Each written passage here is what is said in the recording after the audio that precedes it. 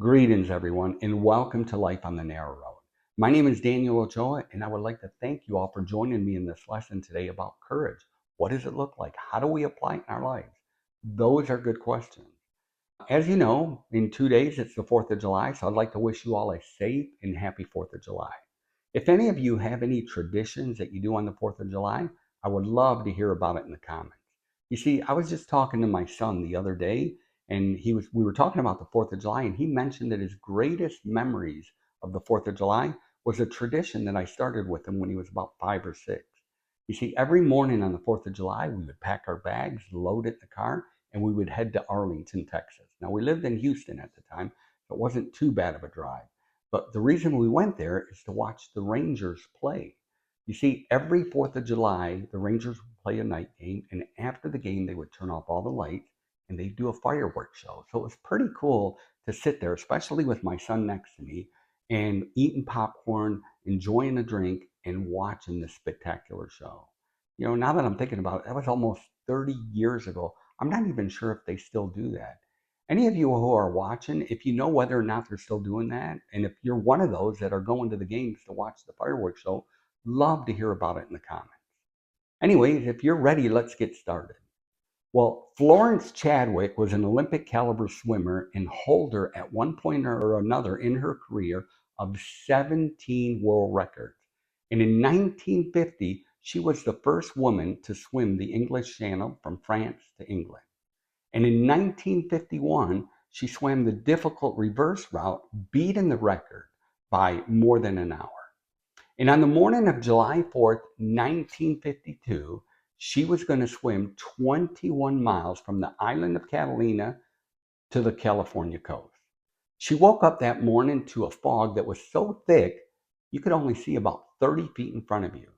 Now, all the reporters showed up, the spectators, they were all there to witness this. And that morning, she coated herself with Vaseline to protect her from the Pacific Ocean cold. She jumped in and began to swim. Now, there were a few boats around her to record and to witness the event, but they could have no communication with her. They were only there to observe. So after swimming 15 hours, 55 minutes, she couldn't take another stroke. And she said, "I'm done." The whole time the fog was with her, so she couldn't see beyond the boat that was in front of her. And after they brought her into the boat, she asked, "How much further did I have to go?" They said, you quit within a half a mile of the California coast. 1/2 mile. That means she swam for 20 and a half miles, and she couldn't do it anymore with only a half mile to go. Have you ever felt like that? Have you ever felt the pressure of just, you get so exhausted, you're almost at the end, and you just can't go anymore? I know I have. Now, if you were to look at all the people throughout history that has made a difference in the world, there's one thing that you will find in common with all of them. That is courage. Now, if you were to take the attributes of courage that all those men and women exhibited throughout the years, there is one that stands out among all of them. And that is the courage to endure, the courage to keep moving forward, the courage to put one foot in front of the other.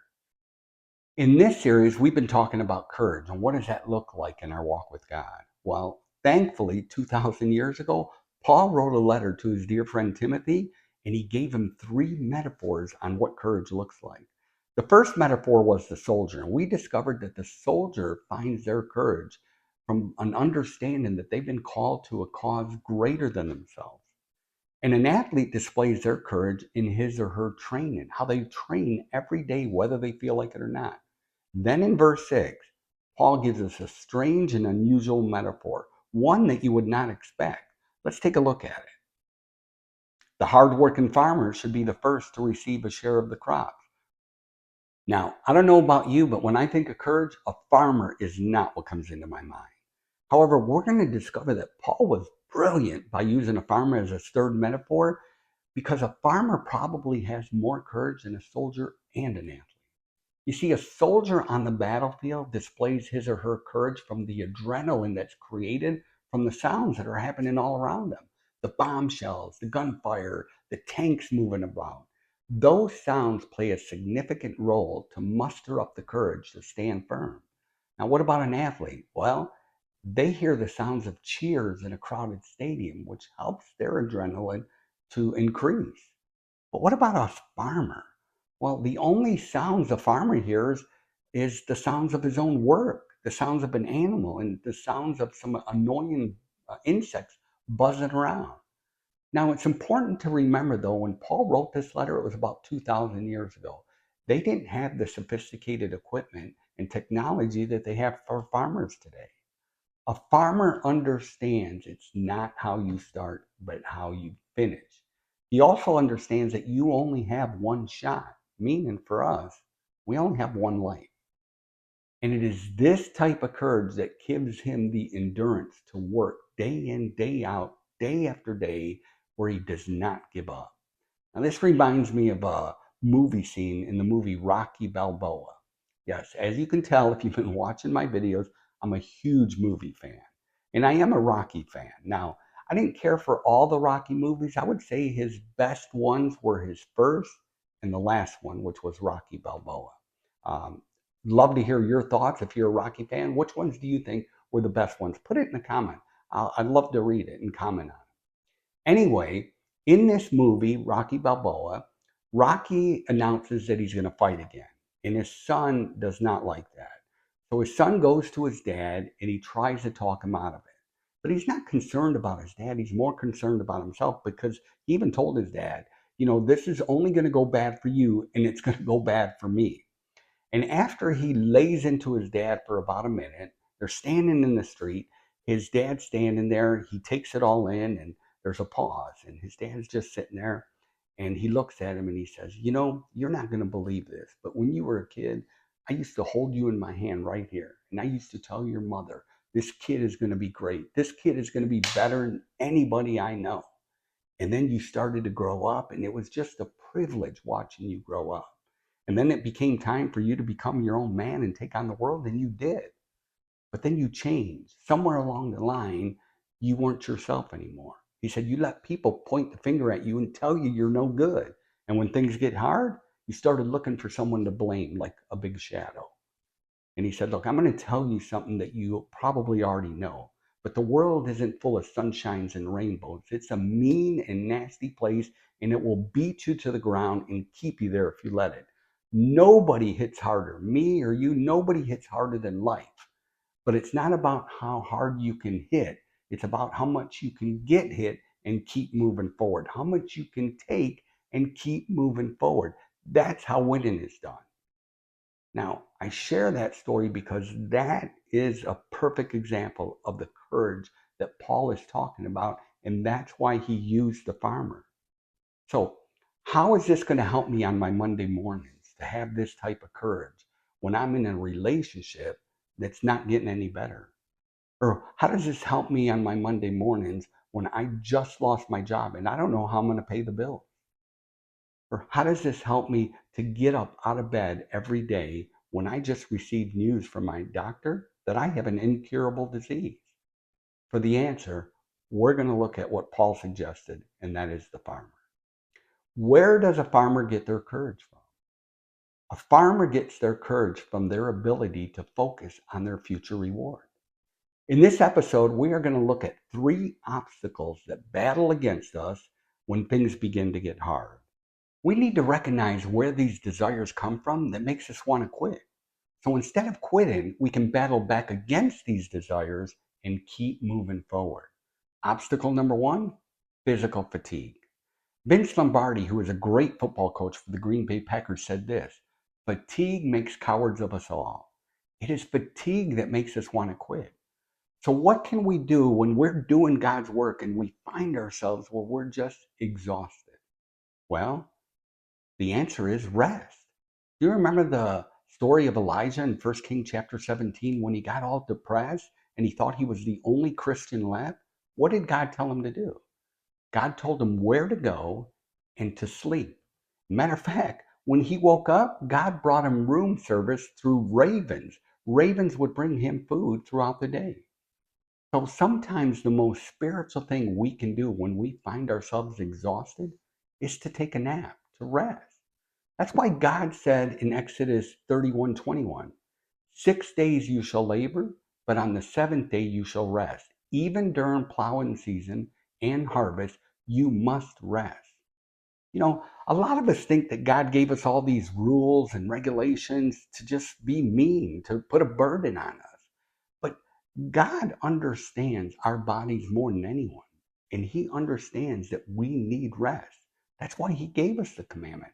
It's not to keep us out of the garden, it's to keep us in the garden. Now, there's another lesson in the story of Elijah that we need to understand. We need to allow God to use others, no matter how strange it is, to help us when we're in need. But sometimes we let pride get in the way and we refuse that help. And that's not a good thing. Now, a farmer understands the difference between taking a break to rest and quitting. A farmer will take a break. Matter of fact, they're commanded to, but they will not quit. Which brings us to obstacle number two, which is emotional frustration. Emotional frustration comes when I just have too much on my plate. There's just so much going on that I just want to quit. And one of the things that we can do to overcome this is to get away, do something that you enjoy doing. So when you come back, you have a fresh perspective. A perfect example of this is me starting this YouTube channel. I wasn't sure I wanted to do it. My son is the one that actually convinced me to do this. And I said, man, I don't know if I can talk in front of a camera. I don't know anything about YouTube, and I don't know anything about editing movies. He's like, Dad, that's what YouTube is for. They have videos on everything. So the first week, about 4 or 5 days into this, I got so overwhelmed with everything, trying to put everything together, that I called my son and I told him, Travis, I don't think I can do this. And he said, Dad, man, don't give up. He said, look, I know it's hard. I know there's a lot going on. He goes, do me a favor. Take a day off, go on a motorcycle ride. See how you feel the next day. So I did that. Took the day off, went on a nice motorcycle ride, came back, spent time on my knees, and then the next day, I felt much better. I came in here with a whole different attitude. And as a matter of fact, I think this is our eighth episode. Now, I'm sure you can tell that I'm still not very comfortable speaking in front of a camera, but I'm getting better. And I do believe that it will become a natural thing for me as long as I keep moving forward. Sometimes when we become so emotional, frustrated, the answer is simple. Get away. Do something you enjoy. Get your mind off everything so you can come back with a fresh perspective. However, a lot of people, instead of taking that break and doing something they enjoy, they start looking for answers elsewhere. They'll start listening to motivational or self improvement tapes, hoping to find the answer when the answer is simple. Which reminds me of a story I heard the other day of a guy that went into a grocery store to do some shopping, and as he's in the grocery store, he noticed this other gentleman with his son, who is about 3 years old. His son is throwing a fit. I mean, he is having a breakdown.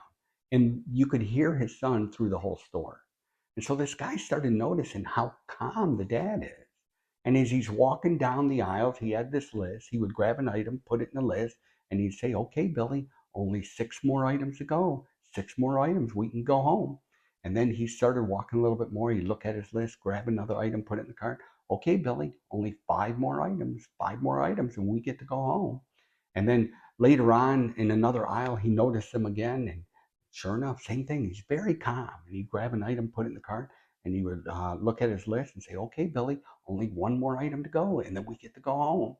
And so he then notices them at the checkout line. They were checking out about the same time. And he looks over at him and he said, okay, Billy, we're checking out now. We just have to pay. We can get in the car and go home. As the gentleman paid for his food and he went out to the parking lot, he noticed this gentleman putting his son in the back seat of his car. And he said, man, I just got to go tell this guy how proud I am that he was just so calm. So he goes over to him and he says, sir, listen, man, I saw you in the store and I saw your son throwing a fit and you were just so calm. And you kept telling them, hey, Billy, only 4 more items. Hey, Billy, only 2 more items. And the guy looks at him and says, no, you don't understand. I'm Billy. And I share that story with you because the self help, yeah, it can be good at times, but sooner or later, it's going to get the best of us. And sometimes we need God to intervene. We need to take a break, get away, and spend a little bit of time on our knees. It was Blaise Pascal, who is a brilliant and godly man, said this: it is vain, O men, to seek in yourself the cure for your misery. All your inside will only lead you to is the knowledge that it is not in yourself that you will discover the true and the good. Sometimes when we become so emotional frustrated, the answer is to get away, take a break, and do something that you enjoy. Which brings us to our third obstacle, which is mental discouragement. Now, mental discouragement is a tactic that the enemy uses so that we can defeat ourselves. Where does discouragement come from? Discouragement stems from a lack of faith. Let's look at a time in Scripture when mental discouragement caused people from doing God's will. But the men who had gone up with him said, "We cannot attack those people. They are stronger than we are." And they spread among the Israelites a bad report about the land they had explored. They said, "The land we explored devours those living in it. All the people we saw there are of great size." It was discouragement that kept the Israelites from entering the promised land. Now let's read Numbers 32:9. After they went up to the valley of Eshcol to view the land, they discouraged the Israelites from entering the land the Lord had given them. And what was the result of their discouragement? They wandered in the desert for 40 years. Matter of fact, they really didn't wander. God led them through the desert for 40 years as punishment. If we want to have the courage to focus on our future reward, we must not let mental discouragement get the best of us. We must keep our focus on the future reward. A farmer doesn't quit when things get tough. Why? Because a farmer is able to focus on the harvest that is coming. A farmer understands it's how you finish, not how you start. Which brings us back to Florence Chadwick. Did you know 2 months after failing to swim that 21 miles, she tried it again? And guess what? That morning, she woke up to another dense fog. But after 13 hours, 47 minutes, and 55 seconds, she reached the California shore, breaking the old 27-year-old record by more than 2 hours. Well, now that we have recognized the obstacles that battle against us in our lives that makes us to want to quit, next week, we're going to look at the characteristics of a farmer that gives us the motivation to keep moving forward. Well, I hope you enjoyed this episode. If you did, don't forget to hit the like button and don't forget to subscribe. And until next time, God bless, and I hope to see you all in our Father's home.